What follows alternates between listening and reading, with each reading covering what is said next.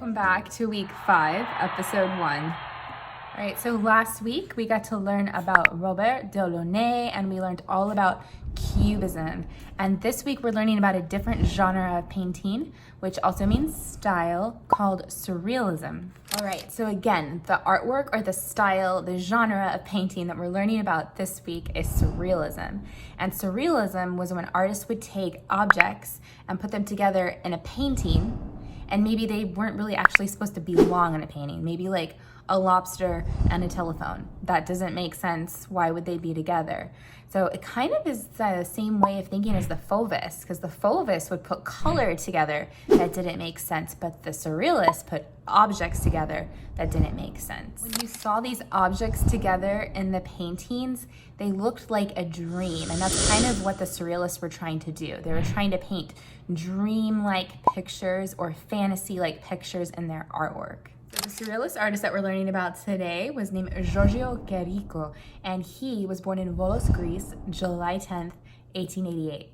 So Giorgio Chirico said each object has 2 meanings. So this is my example as an object. It's a plant, right? It's a succulent plant. Now this plant, we can all look and we can say that this is a plant. So the first meaning is that it's a plant. The second meaning could represent something else, like maybe a memory or a feeling. So this plant was given to me by a friend, and when I look at this plant, I think about that day and how happy I was. So it has 2 meanings. It has a meaning that it's a plant, and to me, it triggers a happy memory and a happy feeling. So again, 2 meanings. So in just a moment, we're gonna get to see some of Giorgio Chirico's Surrealist paintings. I'm going to switch that screen. Remember, during this time, if you want to pause the video, you can go ahead and do so and share out with someone nearby. We can practice our table talk, because remember, we wanna pretend like we're in the classroom. Here we go. Here we have a self-portrait of Giorgio Chirico.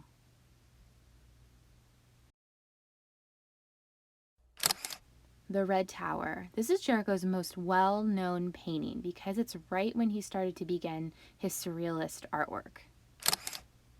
Here's Giorgio in his painting studio. As you can see, he is painting a Surrealist painting. The Song of Love. This is a perfect example of a Surrealist painting because it looks like a dream. It has objects that don't look like they belong together. The Delights of the Poet. This is one of Chirico's Surrealist landscapes. It looks very dreamlike. It was also included in a video game. If we look to the left, we see the Delights of the Poet painting, and I think they actually may have added 2 people instead of 1. The Return of Ulysses. This painting is very surreal, like you have water and a boat and a room, and notice the painting-like window on the right. All right, so we got to see some of Giorgio Chirico's Surrealist paintings. When you were looking at some of his paintings, did you see some things that looked a little confusing or things that probably shouldn't be together? If you did, that is what Surrealism is. It's about something that looks kind of dreamlike or also a fantasy.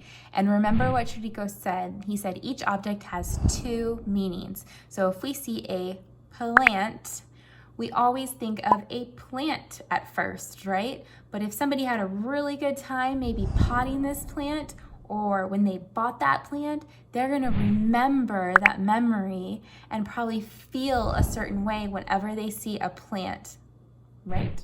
2 meanings. All right, so this brings us to the end of the video. Thank you for joining me and checking out Giorgio Chirico. I will see you tomorrow with a Surrealist draw-along video.